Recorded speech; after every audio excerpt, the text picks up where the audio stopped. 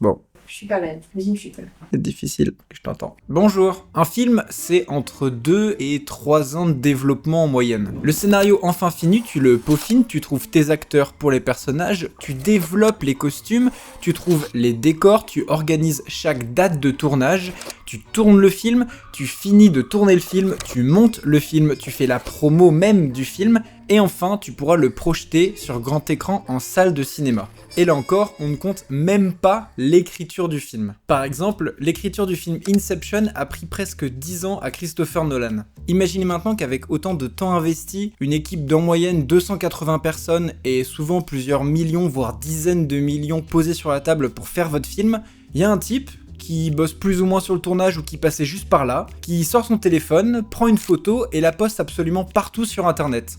Et bah là ça fait chier, mais genre bien. Aujourd'hui, on parle du plus grand cauchemar de n'importe quel studio de cinéma, les leaks.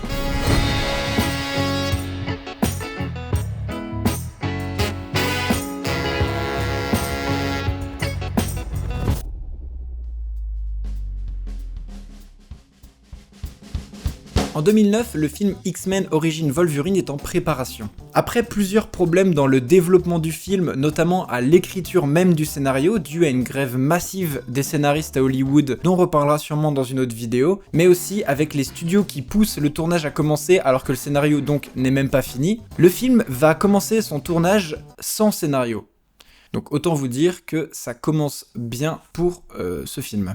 Le tournage est un véritable enfer pour le réalisateur Garvin Hood, dont c'est le premier film à gros budget. Il doit alterner entre un tournage sans scénario qu'il doit quand même faire avancer, et des studios qui refusent systématiquement chacune de ses idées. Il dira d'ailleurs qu'il avait à la base comme ambition de faire de Wolverine un personnage traumatisé par la guerre du Vietnam, et que les studios lui auraient répondu que le public, de toute façon, ne pourrait pas comprendre ce genre de subtilité. Bon. Bah vous voyez à peu près l'ambiance sur le tournage. Le tournage se finit et le film rentre en post-production pour une sortie mondiale prévue le 1er mai 2009.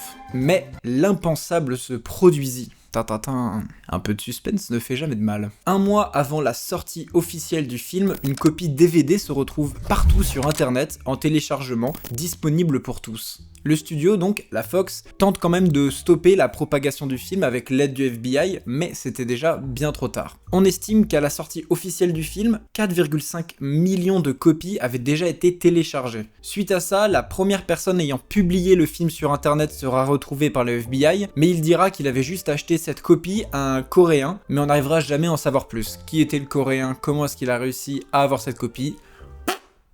On saura jamais plus. C'est bien dommage d'ailleurs. Si le cas X-Men Origins Wolverine a pas mal marqué les esprits, c'est clairement pas le seul cas de film à avoir fuité avant sa sortie officielle. Dans ce cas-là, on retrouve Fury, Birdman, The Revenant et même Les 8 salopards qui, en plus d'avoir fuité avant sa sortie, ont retrouvé déjà le scénario quasiment un an avant la sortie du film. Le scénario avait été publié et Tarantino avait bien la haine, je crois.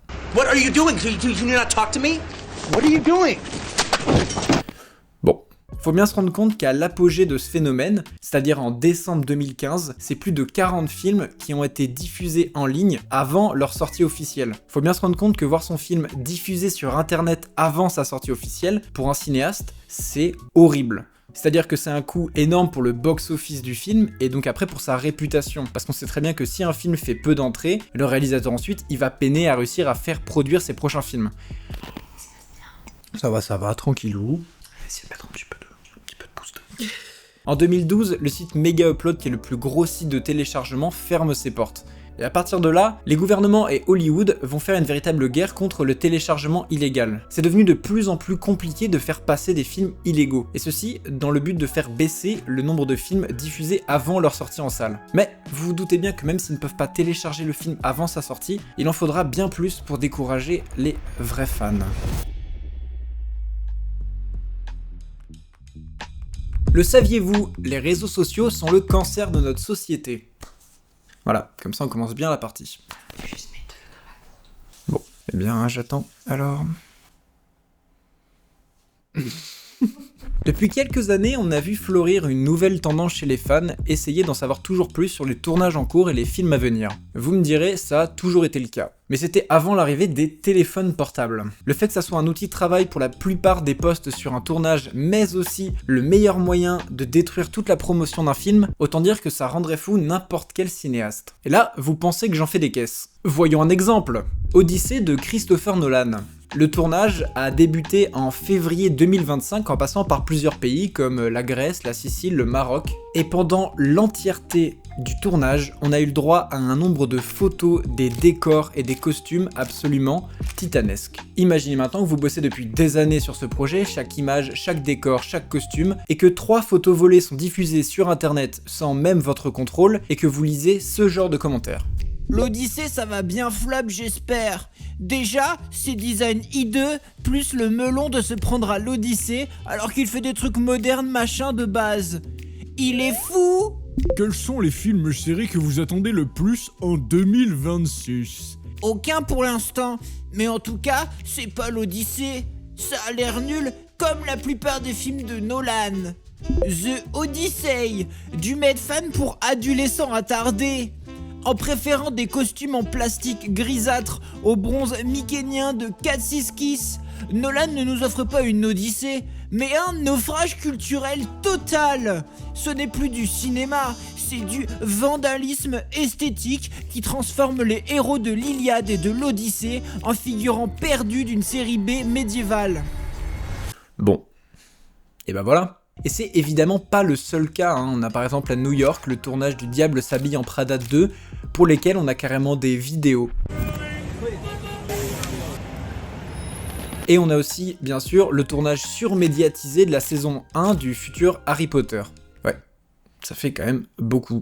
Mais là, on est encore sur de la curiosité mal placée, ça arrive toujours que des équipes du film ou alors juste des passants prennent des photos et les mettent sur internet, c'est pas toujours malveillant, etc. Mais maintenant on va voir ce qui se passe quand c'est véritablement les fans qui s'y mettent. Les leaks et Marvel, c'est une sacrée histoire d'amour. Inévitablement, qui dit une masse astronomique de fans avec le MCU dit forcément qu'il y a quelques malades à l'intérieur. Si comme on l'a vu avec X-Men Origins Wolverine, les leaks ça date pas d'hier, croyez bien que malgré le nombre de sécurité ajouté par les équipes Marvel, les fans ont toujours trouvé de nouvelles techniques pour faire fuiter le maximum d'informations sur les futurs projets. Je pense quand même que le véritable tournant a été en 2019 lorsqu'ils travaillaient sur leur plus grand projet à ce jour, Avengers Endgame. Des photos volées sur le tournage et surtout un nombre de boîtes mail de l'équipe hackées délirant. Dites-vous que j'ai traîné sur Reddit pour regarder les anciens forums avant la sortie du film et j'ai retrouvé un nombre de posts qui résumait exactement l'histoire même du scénario, de scène après scène. Ouais. Depuis, on peut pas vraiment dire que ça s'est amélioré, mais on peut dire que ça a évolué. Nous sommes le 27 juillet 2024 à la Comic-Con de San Diego et on a le droit à cette annonce.